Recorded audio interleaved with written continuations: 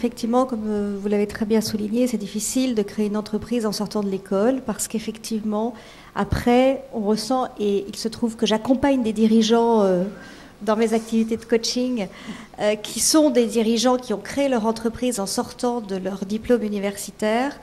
Et c'est vrai que souvent, il leur manque cette expérience dont vous parliez tout à l'heure.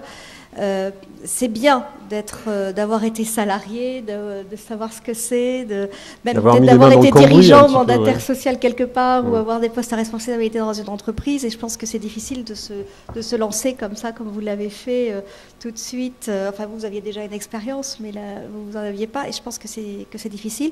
Et effectivement, maturer, c'est important.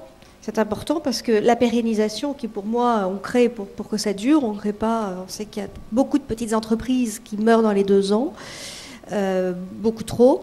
Effectivement, plus on a maturé et plus on a... Enfin, il ne faut pas non plus maturer en faisant que de la réflexion. Il faut maturer aussi en faisant de l'action, c'est-à-dire en étant sur le terrain.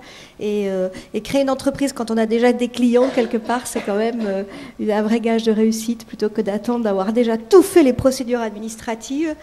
Et de commencer vraiment à travailler, à se mettre dans l'action quand tout est prêt, c'est souvent un peu trop tard.